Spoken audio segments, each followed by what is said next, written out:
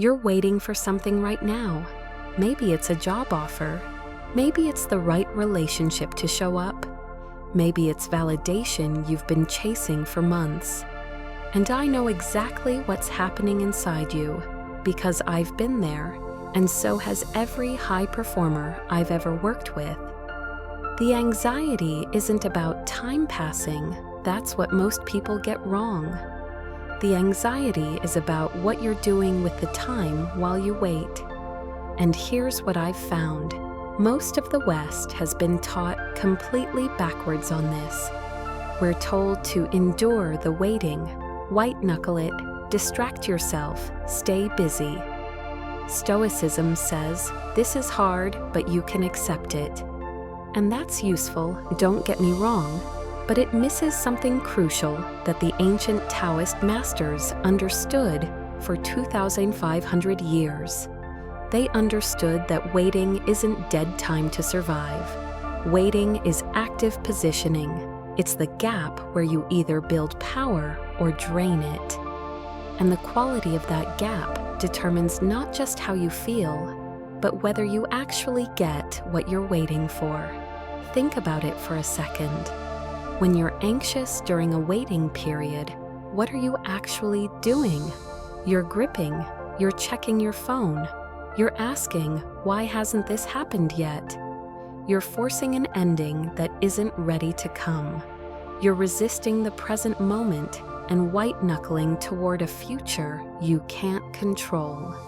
That resistance, that's the anxiety, not the waiting itself. The Taoist process for waiting without anxiety works differently, and I'm going to walk you through it step by step. Once you understand this, you won't just feel calmer, you'll actually be more likely to get the outcome you want, because you'll stop depleting yourself and start building instead. Here's the process. It has 3 stages, and they have to happen in order. Step 1. Release the outcome attachment. This is where most people fail immediately, and I know it sounds counterintuitive, but let me explain why this matters. When you're waiting for something, your natural instinct is to grip tighter, to control the timeline, to say it has to happen by Friday. They have to call me by next week. I need this to work out in my favor. The tighter you grip, the more anxious you become, because the outcome isn't in your control. The deadline you invented isn't real. The universe doesn't operate on your timeline. Releasing attachment doesn't mean you stop wanting it. It means you stop demanding the universe operate on your schedule. You say instead, I want this outcome, and I also accept that it might not happen the way I imagined or on the timeline I invented. That shift, that single mental move, is where the anxiety dissolves. Here's the thing. The moment you release the forced timeline, something interesting happens. You stop bleeding energy. You stop waking up at 3 a.m. wondering why it hasn't happened yet. Your nervous system calms down because it's no longer fighting reality. Practically, this looks like you identify what you want. You state it clearly. And then you mentally say, this will unfold as it should. Not as wishful thinking, as a statement of fact about how the universe actually works. But there's a problem most people encounter here. They think releasing attachment means becoming passive. It doesn't.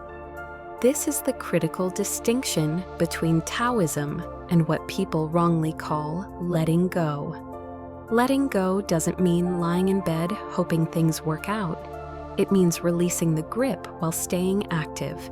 And that's where step 2 comes in. Step 2, strengthen your position during the gap. This is where Taoism diverges completely from Stoicism. Stoicism says, accept what you cannot control and endure discomfort. That's powerful, but incomplete. Taoism says, release what you cannot control but use the gap to strengthen everything you can. While you're waiting, you're not in stasis, you're in positioning. This is active time, strategic time. This is when you build.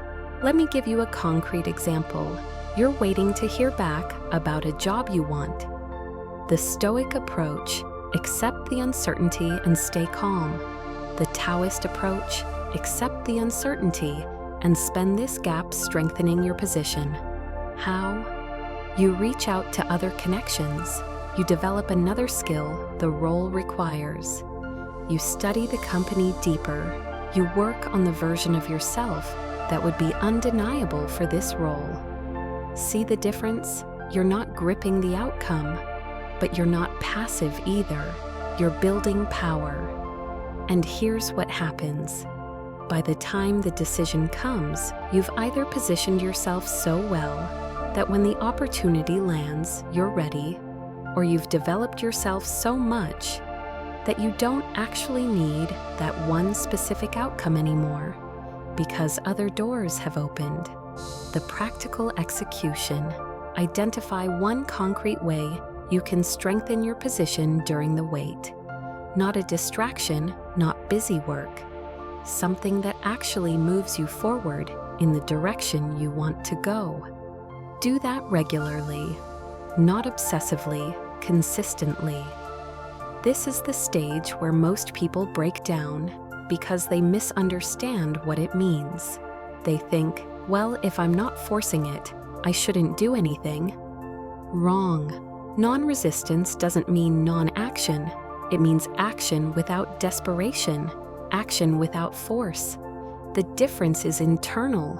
You're building because it matters, not because you're trying to control when the outcome arrives. Step 3. Align with timing. Now here's where the Taoist masters got really smart. They recognized something the modern world has completely forgotten. Timing is real. Seasons exist. Things ripen and things don't. Not because of your effort or lack thereof, but because conditions haven't aligned yet. This step is about learning to distinguish between two things: impatience masquerading as urgency and genuine readiness. When you're in step 3, you're developing sensitivity to this distinction. You're asking, is this actually the moment for this to happen, or am I just anxious? You're learning to feel the difference. Here's what I mean practically. You're waiting for a relationship to solidify. You start asking, is the other person ready, or am I just anxious? You're waiting for a business deal to close. You ask, are the conditions ripe, or am I just impatient? These are different questions that require different answers. The way you can tell? When conditions are ripe, there's an ease to it. Doors start opening that you didn't have to force. When you're just impatient, you feel resistance everywhere. You're pushing against a closed door. The Taoist practice here is simple. Notice where there's flow and where there's friction.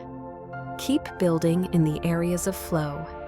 In the areas of friction, pause, not forever, just pause, reassess. The ancient masters called this recognizing the Tao of the situation, understanding what this particular moment actually wants, not what you want it to be. Most people never develop this sensitivity because they're too busy forcing. You're going to be different. By the time you're waiting, you've already released the forced timeline, so you have enough mental space to actually feel what's real. Here's what happens when you put these 3 steps together. You're waiting for something. You release the forced timeline. The anxiety immediately starts to drop because you're no longer fighting reality. You use the gap to strengthen your position. Your nervous system feels purposeful because you're building, not stagnating. And you develop sensitivity to actual timing. You stop anxiously checking your phone every 5 minutes. because you understand that doors open when they're ready, and your job is to be ready when they do. The result? You feel fundamentally different during the wait. Calmer, more powerful, more present. And counterintuitively, you're actually more likely to get the outcome because you're not radiating desperation. You're radiating readiness. This is what the Stoics miss. They teach you to endure. This teaches you to use. There's a massive difference. Now here's the thing that separates people who understand this and people who don't. Most people will nod and think, "That sounds good," and then they'll go right back to gripping and forcing and anxiously checking their email. Because understanding intellectually is different from embodying it. So here's what I want you to do. Right now, not tomorrow. You're probably waiting for something. Identify it. Run it through this process. First, can you release the forced timeline you've invented just for today? Can you practice that? Notice what happens to your nervous system when you mentally say, "This will unfold as it should," instead of "This has to happen by Friday." Second, what's one concrete way you can strengthen your position today? Not obsessively, one thing. Third, notice one area where there's flow and one area where there's friction in this waiting period. Write them down. Do this for the next week. Watch what changes. Because here's what I know about you. You're someone who cares about this. You wouldn't be watching if you weren't. And that means you have the capacity to move from white-knuckling your way through waiting to actually using it as a source of power. That's the Taoist way. Not endurance, not distraction, not forced positivity. Actual transformation of the gap into something generative.